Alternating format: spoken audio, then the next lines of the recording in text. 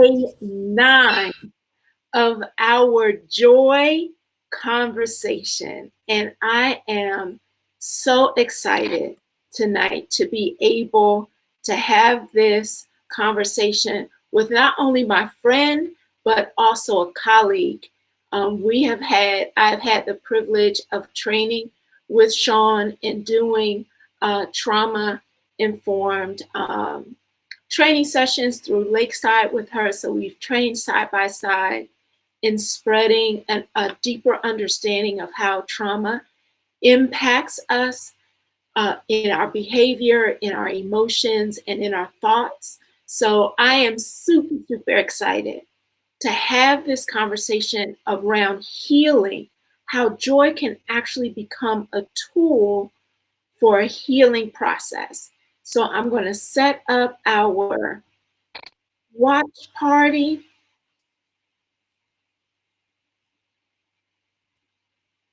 So we can, hello, Cheryl, I see you. Hello, Kia, yes. It is awesome to see everyone jumping in. Hey, everybody. So this is what I want you to do. Tag, share, encourage people to log in as we get warmed up and get ready.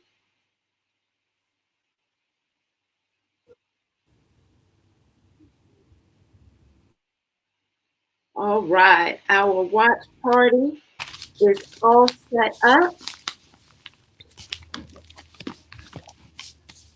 So give us a wave, give us a high five, let us know you're in the space. Yes, hello, Gina and Carla and Ivania. It is awesome to connect with you. Oh, and hello, Chayla. Yes, I've just so excited to see this live. I've been watching the replays. You ladies are bringing my heart so much joy. Thank you, Chayla. Oh, that is so beautiful. Thank you for sharing that. Yes, and Sandra, welcome. Welcome to the conversation. Alicia, welcome. Yes, they are coming in. Hello, Terry. Welcome into the conversation. So as you're logging in, I was just sharing how excited I am to be able to have this conversation with Sean.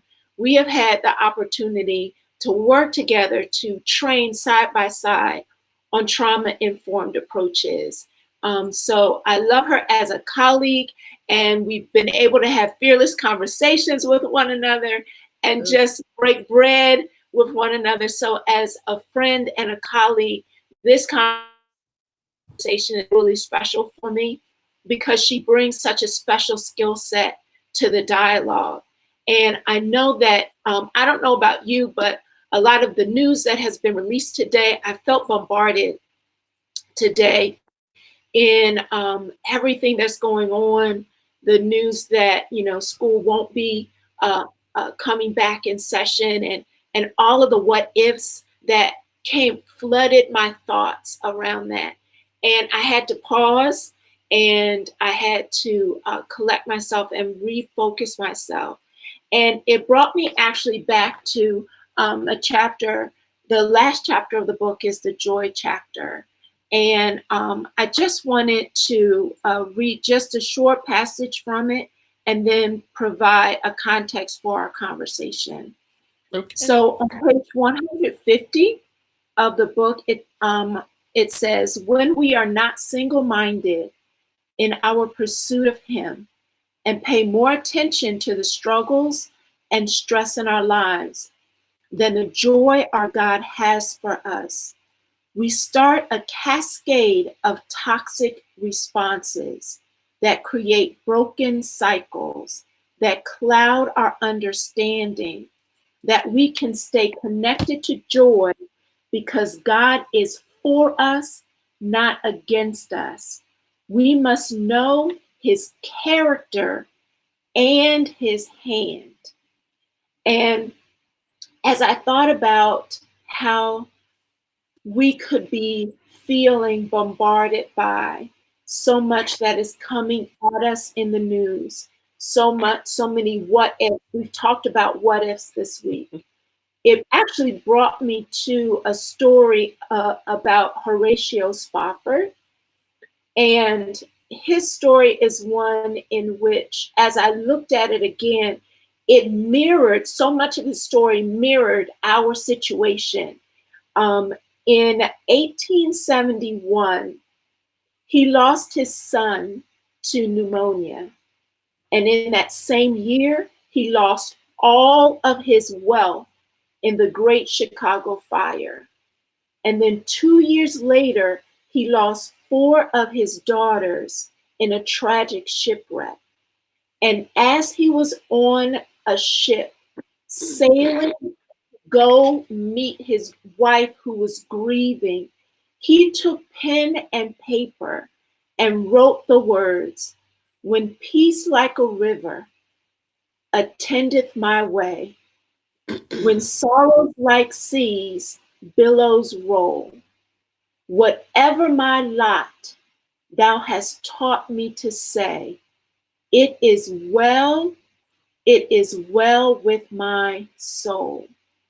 Though Satan should buffet, though trials should come, let this blessed assurance control that Christ has regarded my helpless estate and hath shed his own blood for my soul.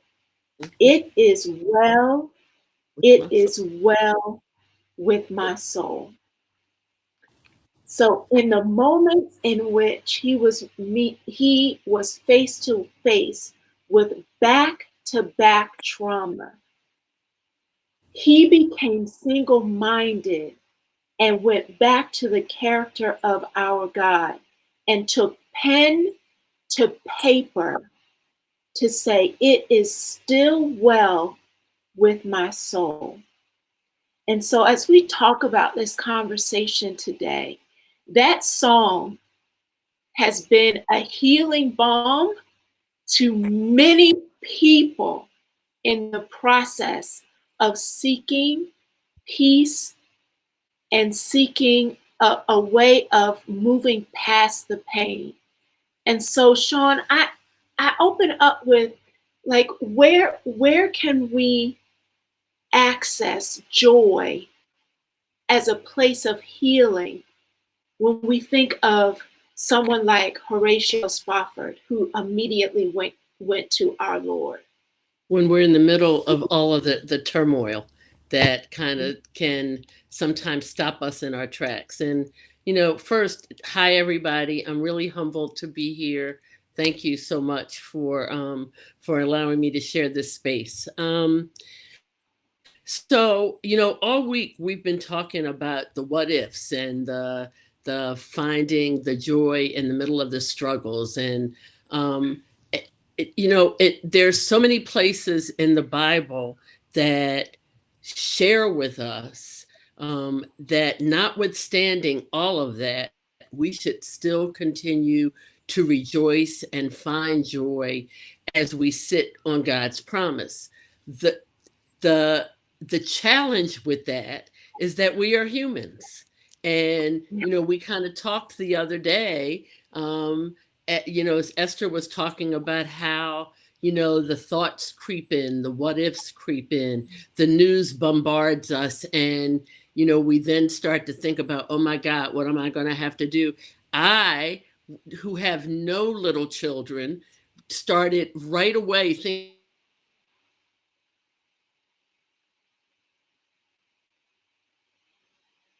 or aren't going to be, so even You know for what? us Wait, who, Sean, I'm going to pause you because it froze. And so you okay, said, without even being someone without small children, you immediately did what? I immediately started the what will happen to, the Mhm. families who, have already been struggling, trying to figure out how they're going to care for their children if they have to continue to work. And now, no school, um, just all of the things, and not having to deal with any of that myself,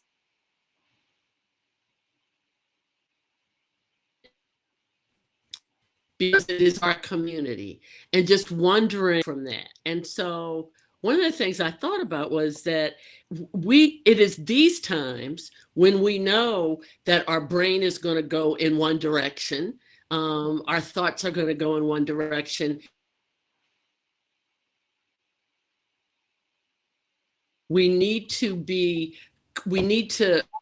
recognize that these times are going to come, and that our reactions in these times are not our default reaction may not necessarily be, okay, I'm going to sit with God's promise that it's all going to work out. And because we know that, it's kind of like faith without works is dead. There are some things that God needs us to do so that we can help him as he continues to support us. And I think that's where the looking around us and recognizing who we are and how we are and how we react, and then put together.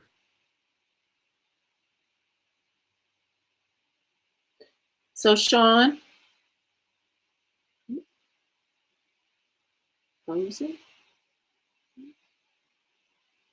What I've wait, had.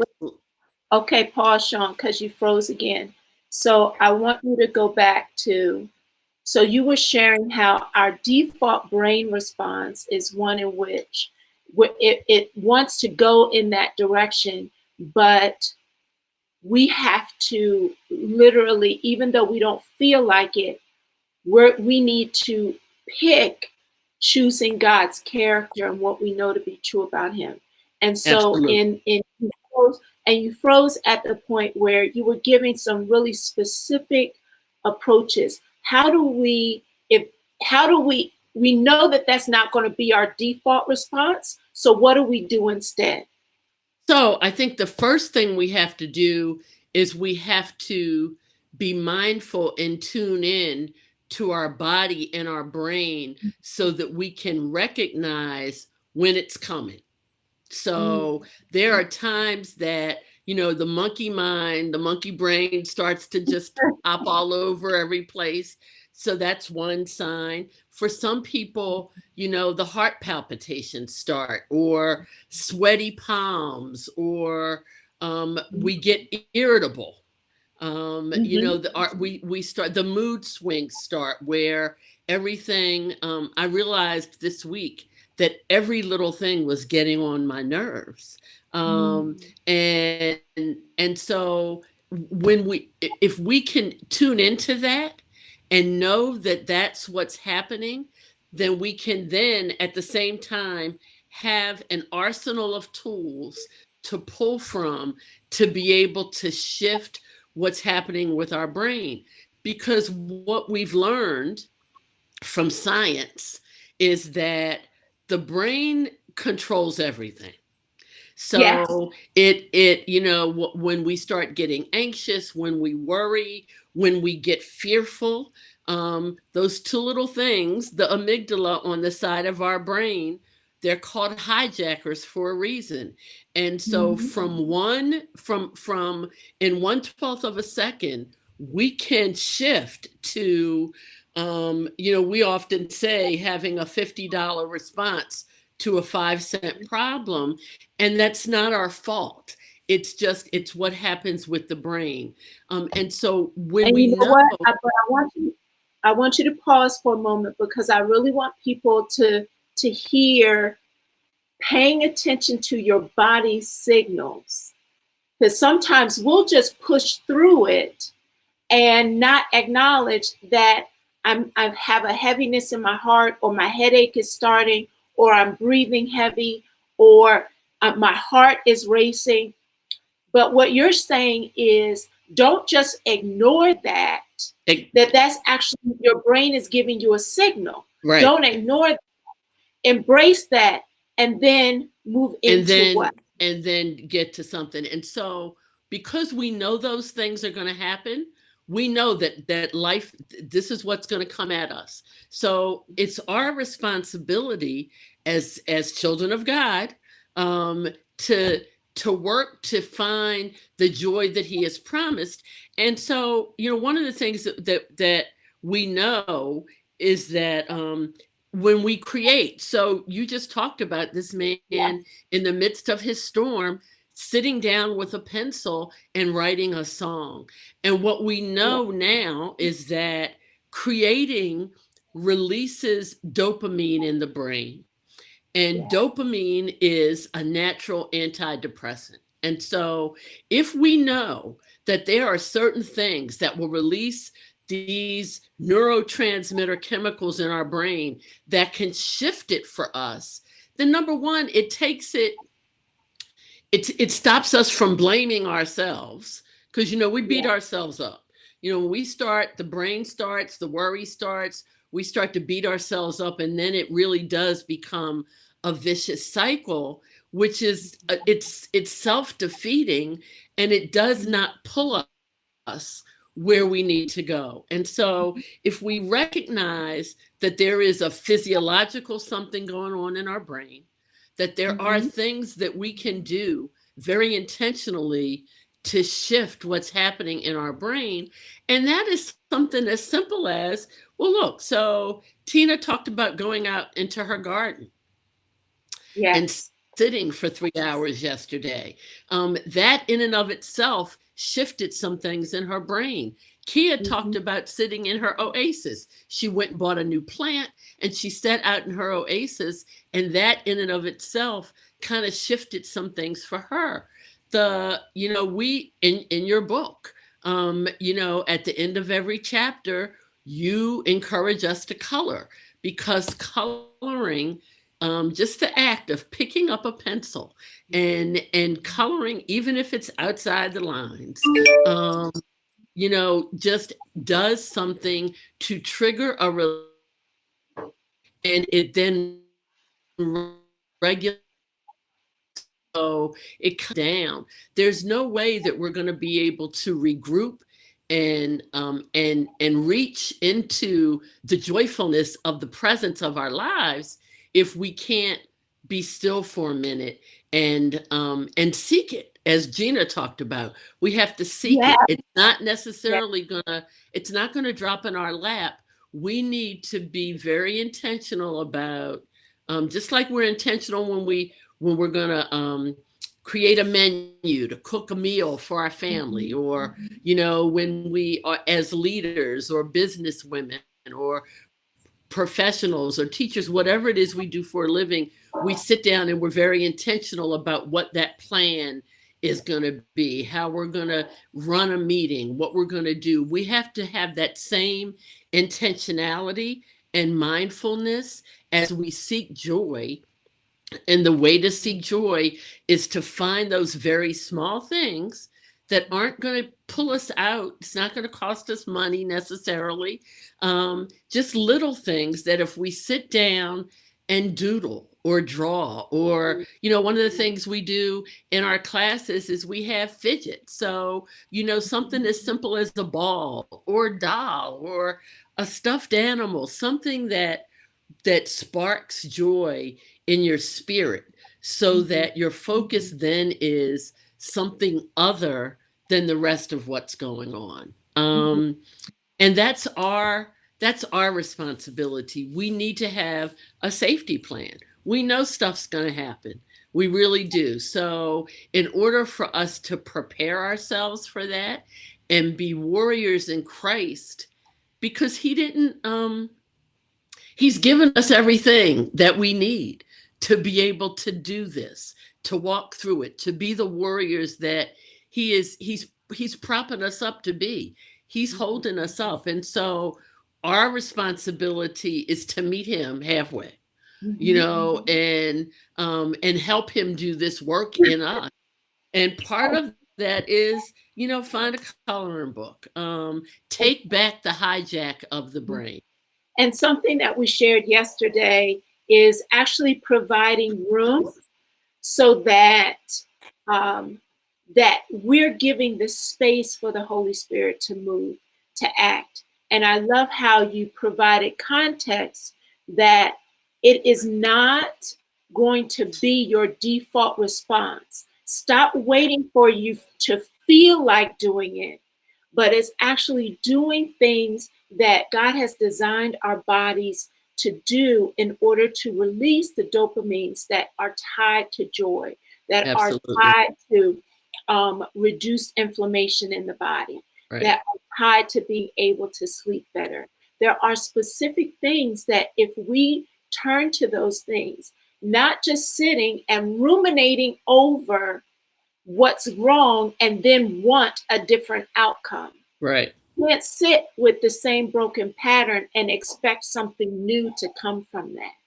And being able to really tie into what does his character tell us is true about his hand that is still on us and is still on Right. the situation. And do we Absolutely. actually believe it? Tina's whole section about core beliefs and actually our belief controlling our behavior. Hmm. Do we Absolutely. and And that? we know that that if you said something the other night about reminding ourselves to do certain things by writing it down and putting it up. And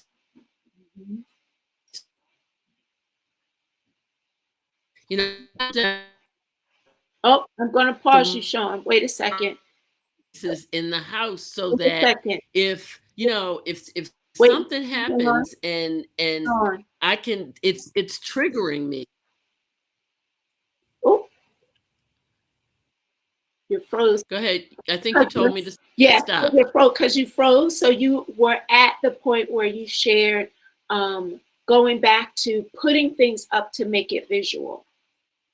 Right. So I know that one of the things that does calm me are the coloring books. And so I have put coloring books in each of the rooms that I find myself. So that if I happen to be in a room, it's not even about, oh, I got to go get the coloring book.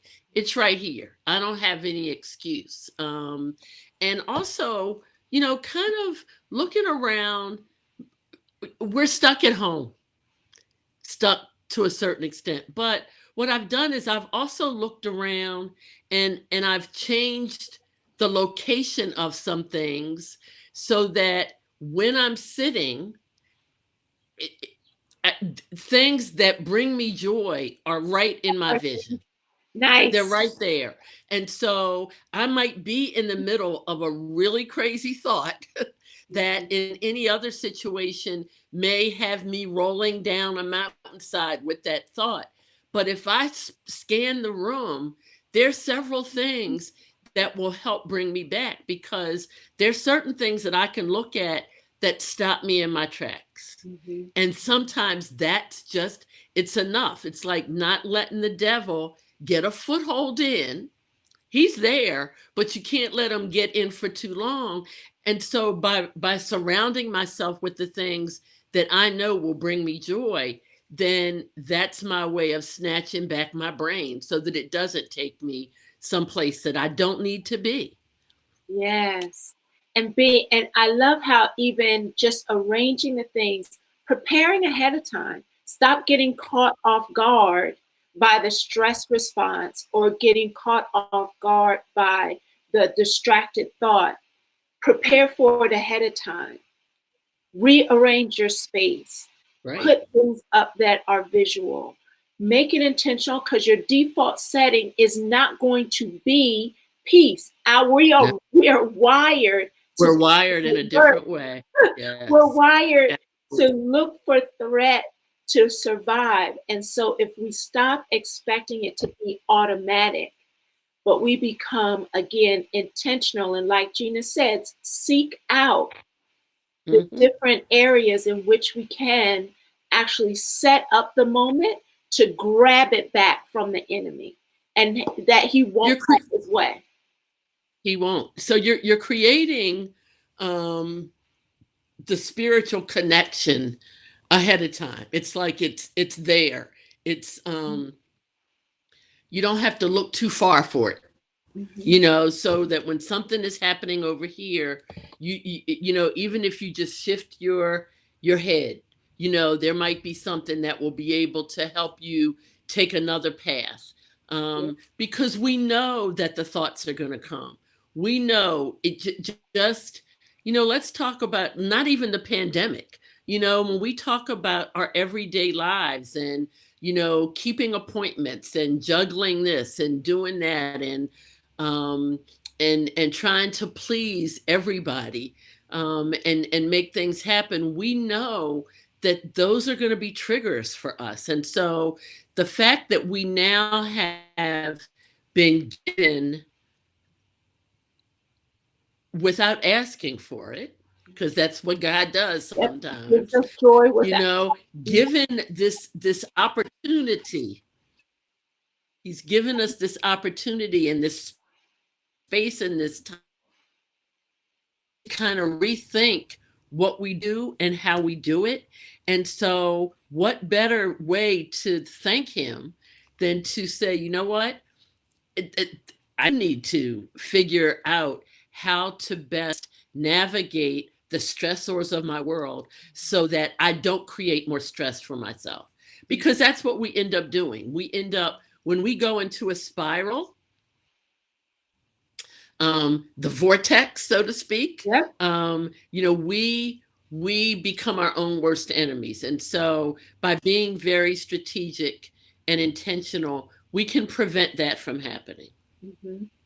And you know what? So we gave everyone an assignment yesterday of getting a box, writing a box, and putting inside the box the names of people and organizations and ministries that are waiting for them to come out of a place of fear, to come out of a place of toxic cycles, to come out of a place of sorrow, because they're waiting for us to show up and use our story as a platform for a legacy of joy, because there's more than just this moment. And I hope everyone did it, because it's an opportunity for us now to look at these names. This can become a part of what Sean is talking about, because this becomes our why. It becomes something visual that you can post somewhere and look at it and say, this is why, these are the people that are counting on me to come out of where I am right now. This becomes my why, and why I have to push past the moment that I'm in. Just by looking at those names, just by recalling who they are and why they're important to us, because we can't stay stuck where we are, because that will do nothing but create a contagious reaction for everybody. And the people in that box are counting on you to move past this moment. The same way when we talked about Horatio Spafford earlier, this song, if he had stayed in the broken place he was in, and all he did was sit and lament over the loss of his wealth, the death of his son from pneumonia, or the loss of his daughters from an accident, if he stayed in that place and never took pen to paper, we would never,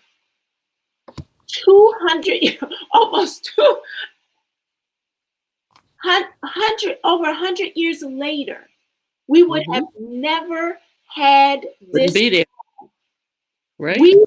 We are enjoying his legacy because he decided to move past the moment he was in, not because it was over, but in the middle of it, he wrote, "It is well with my soul."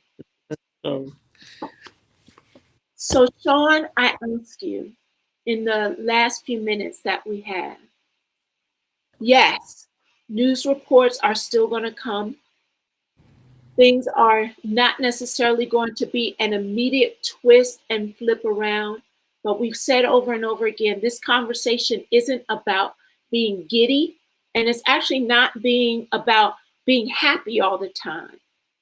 but it really is about having a solid foundation in what joy really is as a gift from the Holy Spirit. With that in mind, what can you share with someone who's watching who just wants to move from the cycle that they're in right now? What would you share with them of the joy's healing power? I think the first thing I would say is to be gentle with yourself. Um,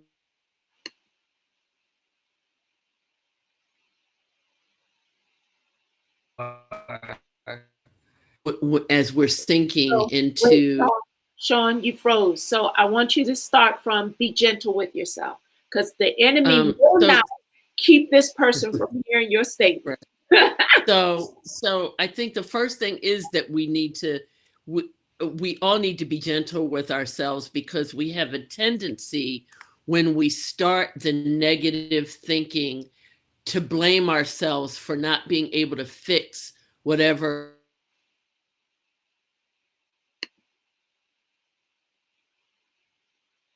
But I also think that for me, the greatest source of joy is gratitude for the blessings that God has given me that I can see right now. So um, I, I I have all my faculties. I can speak. Tina talked the other day about her journey in the hospital when she couldn't do any of those things, and so sometimes we have to break it down to some of the most basic joys that we have. Can I turn on water and wash up? Because there are people who can't do that. Can I walk?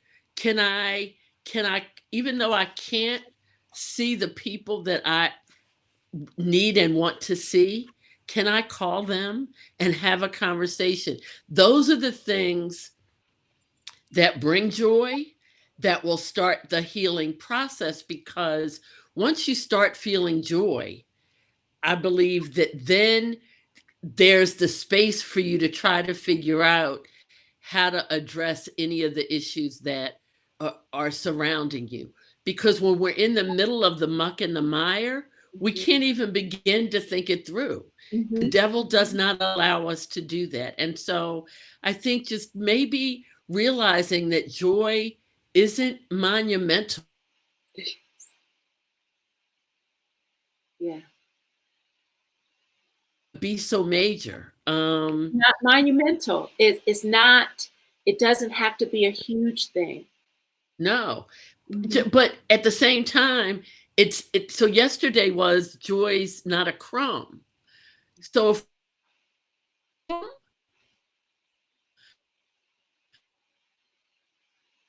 start small, so it may be crumb, but crumbs, there are always more crumbs.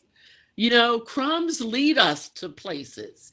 It's like it shows us the path to get there. And so if you have to start it with a crumb, then start it with a crumb, Mhm.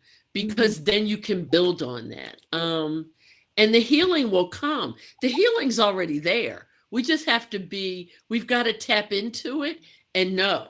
It's, who was it? Cheryl, somebody said, be still and know that I am God. He's working it out. It's done. We just have to be patient and have a little bit of faith. And in the midst of trying to have that faith, find things that are going to make our spirit smile a little bit, because then that's tied to the hope. If we can smile, if our spirit can smile a little bit, then we can see the hope and the promise and the gifts that he's given us. Yes.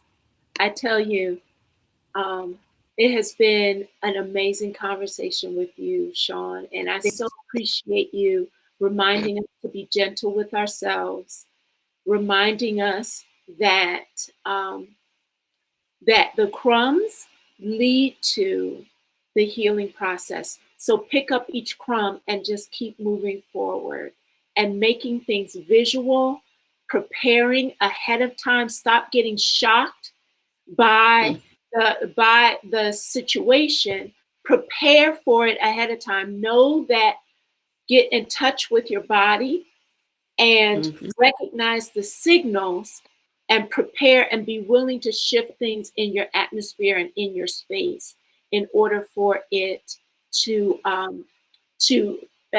get in control of your emotions. Yes. And every single person who created that box, I want you to add that to your visual space. That is your why. Those individuals are your why. We became Horatio Spafford's why. He didn't even realize it, but we are standing in his legacy from that moment. And somebody else will be standing in your legacy from this season. I want you to rest in that for a minute. Somebody else will be standing in your legacy left from this season. So why must you heal? Why must you seek it? Why must you be intentional? Why must you not give the devil a moment? It's because somebody else is waiting for you to show up authentically, because it's tied to the legacy that they're going to be standing on that you leave them. Sean, thank you so much. I appreciate Thank you. Deirdre, can I just read just one? Please. Something? So Yeah. This is Psalm 63.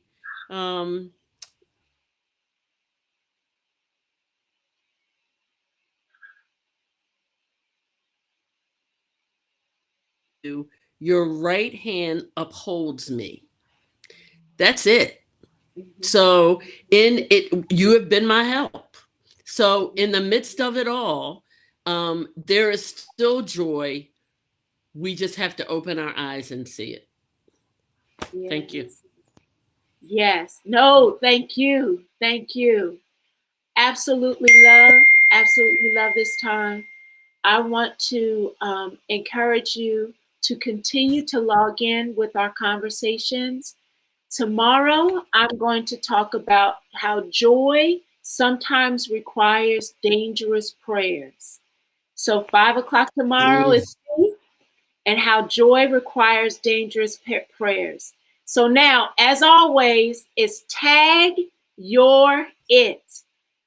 I want to be able to see your pictures. What are you taking from the conversation? What are you stopping in the moment to shift your space and become intentional with? Tag it, show us your joy. Hashtag is Take30FCLG, and absolutely tag me so that I can celebrate with you. We love you. And we'll see you tomorrow. Thank you, Sean. Have a good evening, everybody. Bye-bye. Bye-bye.